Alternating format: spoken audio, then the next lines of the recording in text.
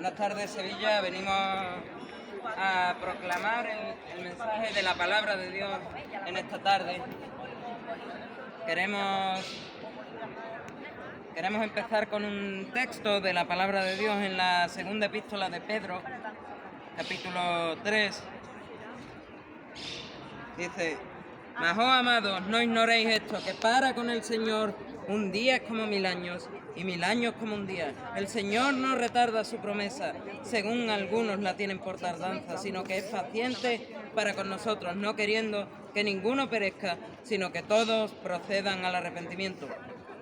Pero atended lo que dice Pedro. Pero el día del Señor vendrá como ladrón en la noche, en el cual los cielos pasarán con gran estruendo, y los elementos ardiendo serán deshechos, y la tierra y las obras que en ellas hay serán quemadas. Puesto que todas estas cosas han de ser deshechas, ¿cómo no debéis vosotros andar en santa y piadosa manera de vivir, esperando y apresurándoos para la venida del día del Señor, en el cual los cielos encendiéndose serán deshechos, y los elementos siendo quemados se fundirán? Pero nosotros esperamos según sus promesas cielos nuevos y tierra nueva, en los cuales mora la justicia. Por lo cual, oh amados, estando en espera de estas cosas, procurad con diligencia ser hallados por Él, sin mancha e irreprensibles en paz.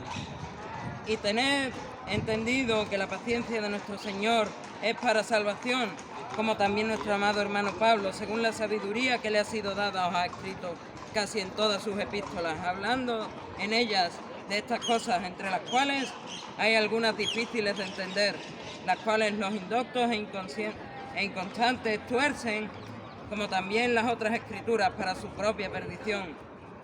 Así que vosotros, oh amados, sabiéndolo de antemano, guardaos, no sea que, arrastrados por el error de los inicuos, caigáis de vuestra firmeza.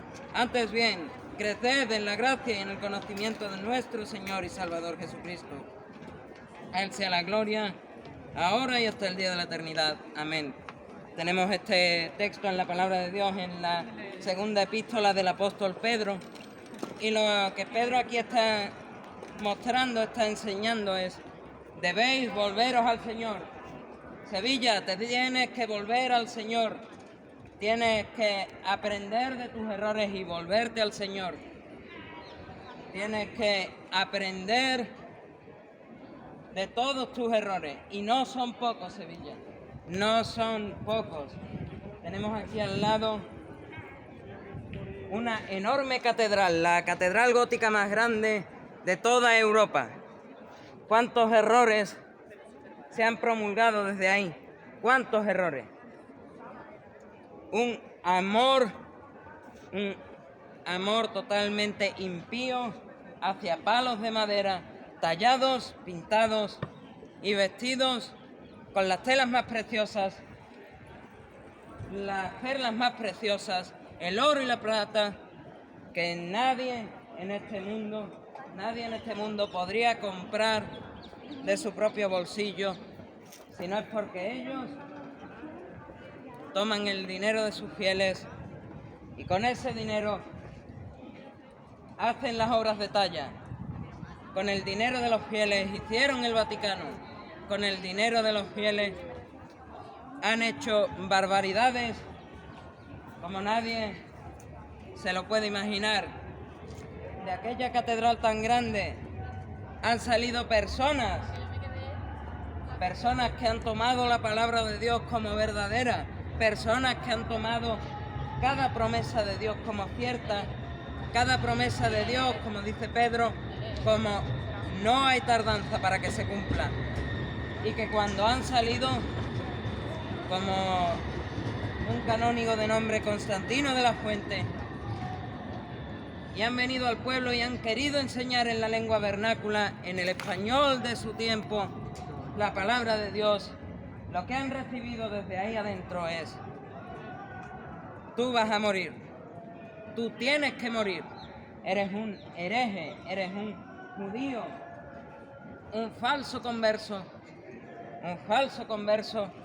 simplemente porque has querido tomar la palabra de Dios, has querido indagar en sus verdades y has querido advertir al pueblo. que el Señor no se tarda en cumplir sus promesas. Y gloria a Dios que no se tarda en cumplir ninguna de sus promesas, pero sí se tarda en cumplir sus amenazas. ¿A qué esperas, Sevilla? Cuna de idolatría.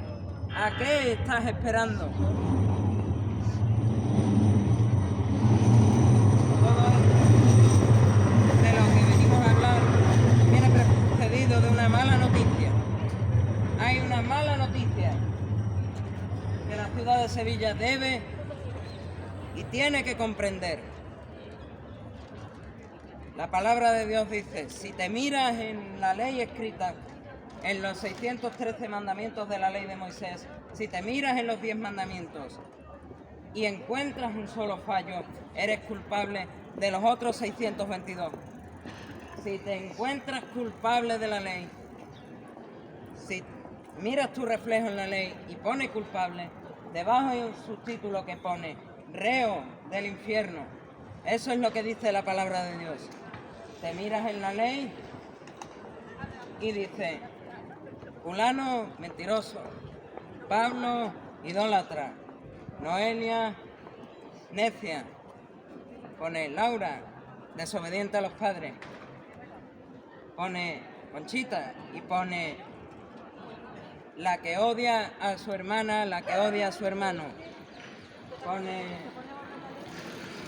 Javier y pone borracho, pone José y pone homosexual, pone Alejandro y pone avaro, y tantas cosas que puede poner cuando te miras a la ley.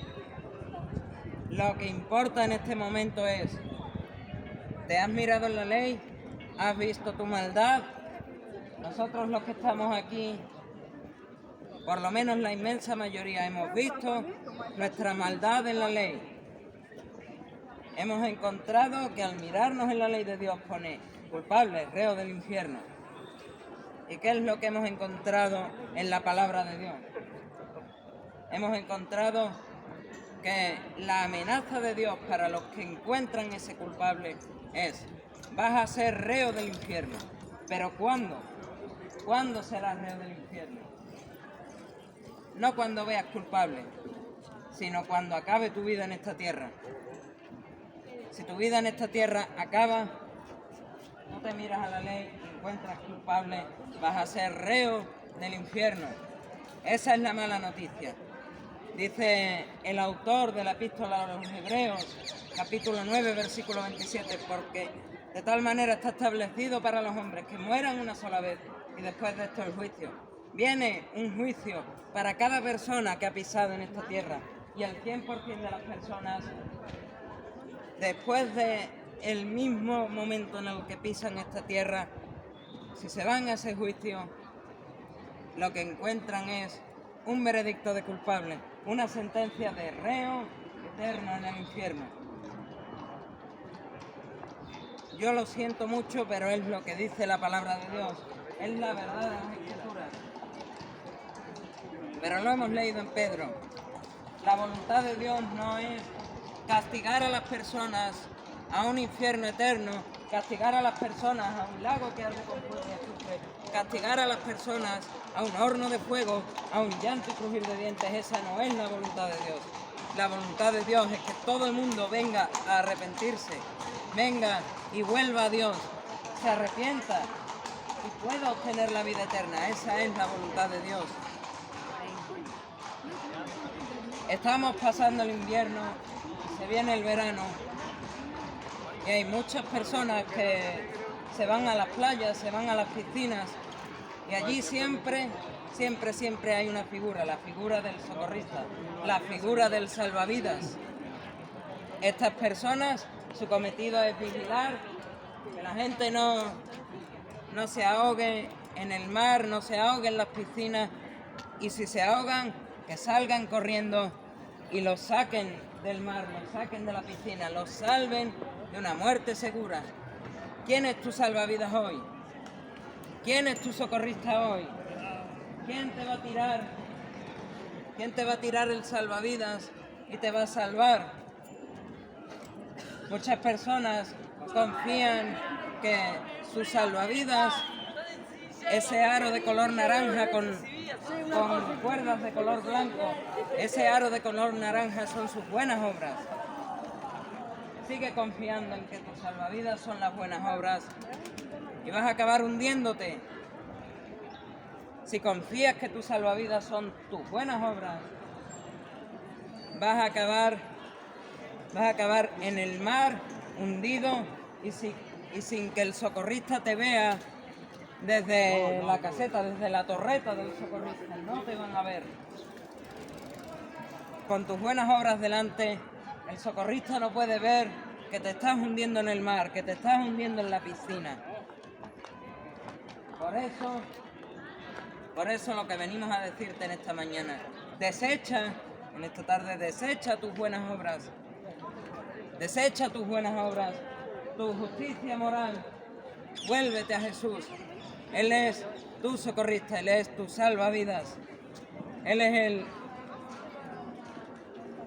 el salvavidas, ese aro redondo de color naranja con cuerdas blancas que se te tira para que tú puedas estar flotando en el agua y luego venga otra persona y te saque de ahí. Él te va a sacar del mar de tu pecado en el que estás hundido, pero tienes que pedirle que te saque. Cuando estás ahogándote en el agua, tienes que andar chapoteando y moviendo los brazos para que el socorrista te vea desde la caseta. Pues cuando estás hundiéndote en el mar de tu pecado, tienes que avisar al socorrista, le tienes que pedir que te salve, le tienes que pedir que te saque del agua, que te dé su mano y te saque del agua. Necesitas que te saque del agua. ¿Cómo lo vas a hacer? Vas a decirle: soy un mentiroso, pero he abierto 50 orfanatos.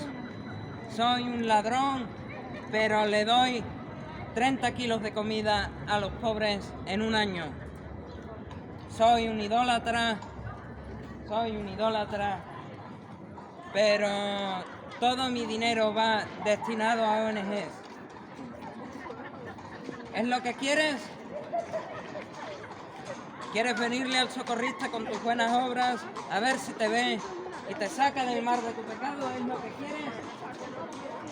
Porque lo que Dios dice en su palabra es: si vas a venir con tus buenas obras, si vas a venir creyendo que te puedes ganar el cielo, es mejor te sería que no falles una sola vez, porque dice Dios en su palabra, en la epístola de Santiago, capítulo 2, versículo 10, si quieres cumplir toda la ley, pero la fallas en un punto, te haces culpable de toda la ley. Si quieres cumplir los 623 mandamientos de la ley, tienes que cumplir los 623. Desde que tu pie pisa el útero de tu madre hasta que tus pies pisan la caja de pino o son incinerados y pisan la urna. Es la verdad de las Escrituras. Me encantaría poder dar otro mensaje diferente, pero no hay otro mensaje diferente. No hay otra cosa que no sea un Dios que es 3 veces santo y justo, pidiendo santidad para el ser humano y pidiendo justicia. Y en el momento que aplica justicia, tenemos que ser condenados. Todos y cada uno tenemos que ser condenados. Pero como no se queda ahí, los atributos de Dios no se quedan ni en su santidad, ni en su justicia, ni en su ira contra el pecado, ni en que Él es fuego consumidor. Dios no se queda ahí. Dios es también todo amor, Dios es también toda bondad, Dios es también toda misericordia y toda gracia. Y porque Dios es amor, bondad, misericordia, gracia, Él no te dice: eres culpable según mi ley, eres culpable y reo del infierno, ahí que te vas. Dios te dice: te estoy esperando a que te arrepientas, a que procedas a obtener la vida eterna. Y Él te da una oportunidad, Él te está dando, ahora mismo te está dando un salvavidas. Estás hundido, como yo lo estaba, estás hundido en el mar de tu pecado.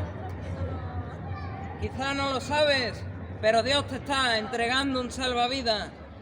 Dios te está entregando un salvavidas a través de torpes bocas humanas. Dios te está entregando un salvavidas en esta tarde. Y ese salvavidas es Cristo Jesús. Amén. La única persona que ha pisado en esta tierra sin fallar una sola vez a la ley. Quizás pienses que Jesús no existió. Quizás pienses, bueno, yo no lo necesito, soy buena persona.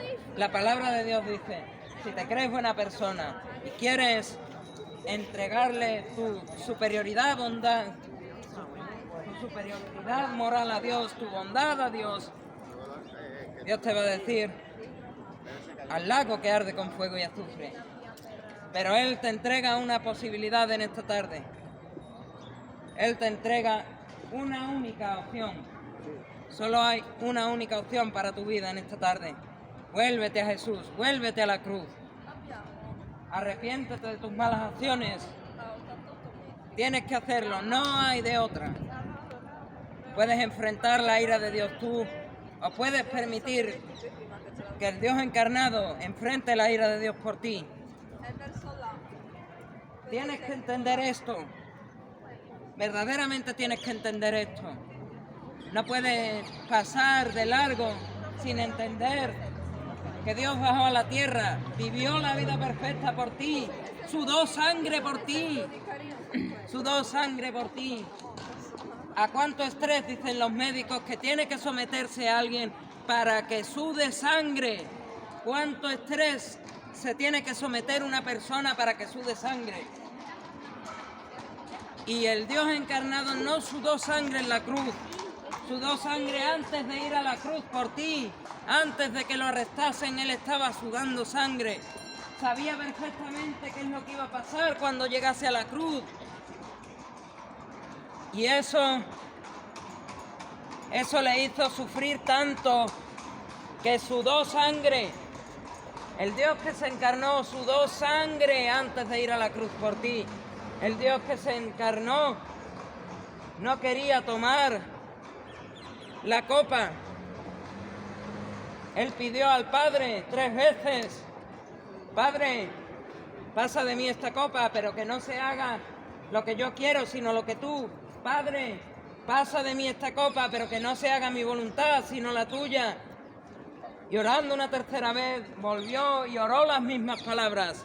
Padre, pasa de mí esta copa. ¿Cuál era la copa que Jesús no quería tomar? ¿Cuál era esa copa que le hizo sudar sangre? ¿Cuál era esa copa? La ira de Dios por el pecado de la humanidad. Él no es el Cordero de Dios que limpia el pecado del mundo por nada. Él es el Cordero de Dios que limpia el pecado del mundo, porque Él tomó la copa de la ira de Dios. Tomó la copa de la ira de Dios por mis mentiras, por mis idolatrías, por mi necedad, por sus mentiras, por su idolatría, por su necedad. La ha tomado por el que es mentiroso, la ha tomado por el que es adúltero, la ha tomado por el que ha desobedecido a los padres, la ha tomado por el ladrón de la cruz. Qué tan importante sería recordar esta historia de las Escrituras. Jesús crucificado en la cruz al lado de 2 ladrones. Uno siguió insultándole como todo el mundo en esta tierra.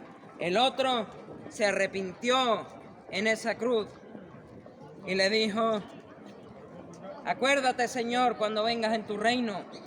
¿Qué es lo que le dice Jesús? Es importante que entendáis qué es lo que le dice Jesús. De cierto te digo que hoy estarás conmigo en el paraíso. En el momento que tú mueras y yo muera, los dos nos vamos al paraíso. No le dijo, bájate de la cruz, arrepiéntete, haz buenas obras, te doy 50 años en esta tierra para que te arrepientas de esos robos, para que te arrepientas de toda la maldad que has hecho. Y cuando te hayas arrepentido de tu maldad, hayas puesto tu confianza en mí, como estás haciendo ahora, y vuelvas con mejores obras, te vas al cielo. No le dijo eso. Tampoco le dijo, te voy a mandar a un lugar 50, 100, 200 años, 500 años, 1000 años, a que te quemes con los piquitos de las llamas del infierno para que purgues tu pecado. No le dijo eso, no lo mandó a un purgatorio. Sencillamente porque el purgatorio no existe. No existe. Amén. Todos los que dicen 1 Corintios capítulo 3 versículo 15 habla del purgatorio, no están entendiendo lo que ahí dice en griego, no están entendiendo lo que dicen los originales. Lo que dicen los originales no es prueba contra el pecado, no es purificación contra el pecado del hombre, sino discernimiento.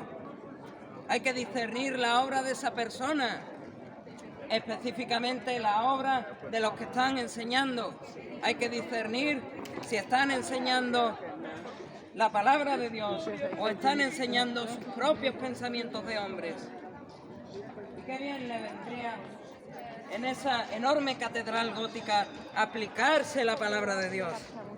Entender que si no son capaces de examinar la propia doctrina que están enseñando al pueblo, cuando lleguen delante de la presencia de Dios, van a ser más juzgados que el propio pueblo al que están engañando con falsas doctrinas.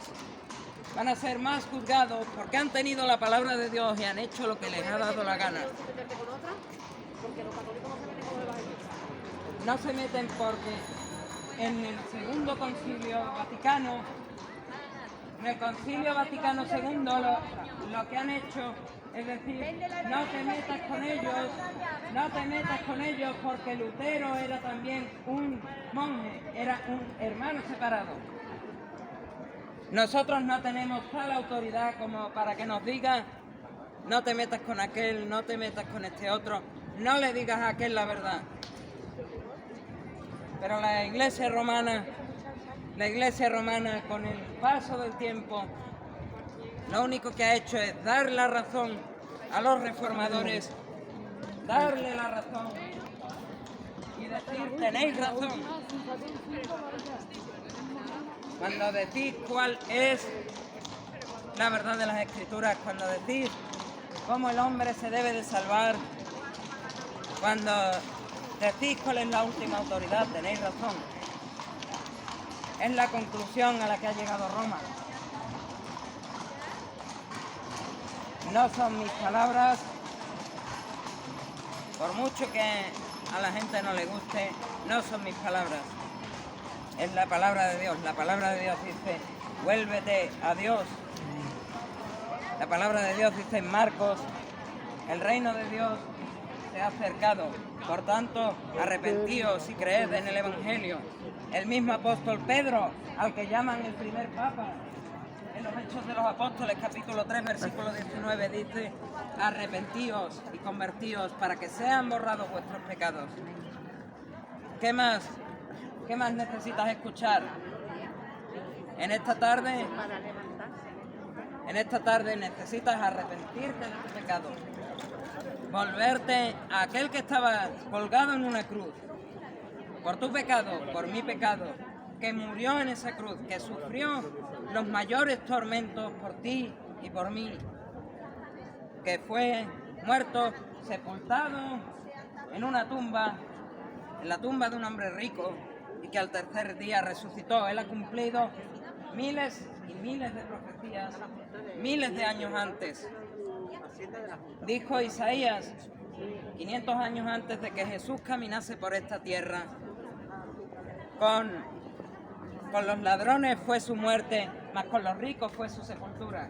Y eso lo vemos cuando Él es crucificado a los lados de dos ladrones y cuando es sepultado en la tumba de un principal de la sinagoga, José de Arimatea. Él es sepultado con los ricos, mas con los inicuos, con los ladrones, fue su muerte.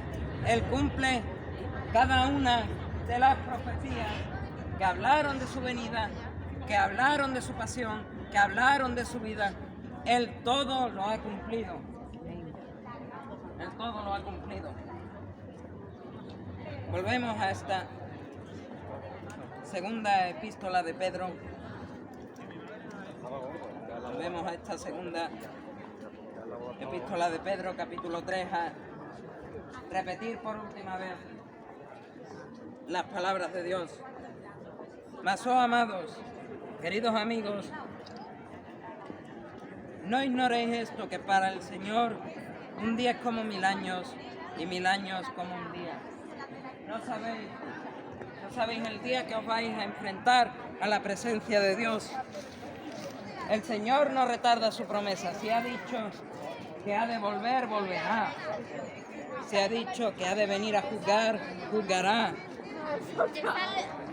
No retarda su promesa, según algunos la tienen por tardanza, sino que es paciente para con nosotros. Él ahora mismo podemos encerrarnos en la palabra de Dios, estudiarla y entender con nuestra cabecita que este es tiempo de gracia. Por eso Dios es paciente. Es paciente para con nosotros, no queriendo que ninguno perezca, sino que todos procedan al arrepentimiento. Si nosotros entendemos este tiempo como tiempo de gracia, es tiempo de gracia porque el Señor está regalando a las personas en la calle, a las personas en sus casas, una oportunidad de arrepentirse, una oportunidad de volverse, una oportunidad de no perecer. Dios dice, no quiere que ninguno tenga que morir, no quiere que ninguno tenga que enfrentar el infierno. Él escribió por pluma del apóstol Juan, el apóstol amado, que el infierno estaba preparado para el diablo y sus ángeles. Por eso él escribió por la pluma de Pedro, no quiero que ninguno vaya al infierno, sino que todos se arrepientan de sus pecados y vuelvan a mí. Él dice, no retarda sus promesas, según algunos las tienen por tardanza, pues él ha dicho, pero el día del Señor vendrá como ladrón en la noche, en el cual los cielos pasarán con gran estruendo, y los elementos ardiendo serán deshechos, y la tierra y las obras que en ella hay serán quemadas. Dios lo dice, y es verdad. Dios te dice que te arrepientas, y te debes de arrepentir. Dios te dice que no quiere que te condenes, y por amor al Señor deberías de entender esto. Si Dios te dice, no quiero que te condenes, quiero que te arrepientas, tú deberías de querer lo mismo para tu vida. Deberías de querer no condenarte, deberías de querer arrepentirte, deberías de querer volver a Dios. Deberíais estar, igual que nosotros, haciendo caso a estas palabras de Pedro. Dice, puesto que todas estas cosas han de ser deshechas, ¿cómo no debéis vosotros andar en santa y piadosa manera de vivir, esperando y apresurándoos para la venida del día de Dios, en el cual los cielos encendiéndose serán deshechos, y los elementos siendo quemados se fundirán? Pero he aquí la promesa de Dios. Nosotros esperamos, según sus promesas, cielos nuevos y tierra nueva en las cuales mora la justicia. Estamos esperando que Dios traiga su justicia a esta tierra. Y la justicia que Dios tiene que traer a esta tierra no es ni más ni menos que condenación contra el pecado. Hay muchas personas que quieren verdaderamente que Dios les abra las puertas del cielo. Les abra las puertas del cielo tal y como son. Pero Dios lo que dice en su palabra es, ¿Quieres que te abra las puertas del cielo siendo mentiroso y sin haberte arrepentido de tus pecados? Está bien, te abro las puertas a ti como mentiroso, pero le abro como causante del holocausto las puertas a Hitler. Le abro como creador de los gulags en la Unión Soviética las puertas a Lenin y a Stalin. ¿Quieres que Dios te tenga misericordia a ti? Que Dios te envíe al cielo tal y como eres, sin pasar por un genuino arrepentimiento. Dios te dice, pues también tengo que hacer lo mismo con la persona más mala que se te ocurra. Con la persona más mala que puedas pensar en tu cabeza. Dios dice, si te dejo entrar a ti al cielo, lo tengo que dejar a él entrar al cielo. Si te dejo a ti entrar sin que tú tengas que hacer absolutamente nada, dejo entrar a Hitler al cielo. ¿Es lo que quieres? Yo estoy seguro que ninguna persona de las que está aquí escuchando en su sano juicio diría, Dios, déjame entrar a mí y deja entrar a Hitler también, porque no hemos sido tan malos. Pues Dios lo que dice es, si no quieres que te deje entrar a ti y que deje entrar a Hitler, porque tengo que ser justo, arrepiéntete de tus pecados, vuélvete a Jesús. Es la única cosa que Dios pide al pecador, arrepentimiento de pecados y poner toda su confianza en aquel que se ha clavado en una cruz, que ha sido sepultado, que resucitó al tercer día. No te puedes ganar el cielo por tus buenas obras. No puedes esperar que Dios te abra el cielo así porque así. Porque donaste dinero a la caridad, porque construiste miles de orfanatos, porque le diste comida a los pobres. Porque si Dios te tiene que dejar entrar al cielo por todo eso, tiene que dejar entrar al cielo a Hitler, tiene que dejar entrar al cielo a Stalin, tiene que dejar entrar al cielo a la persona más mala, al dictador más horrible que se te pueda ocurrir. Por eso, si no quieres, si sinceramente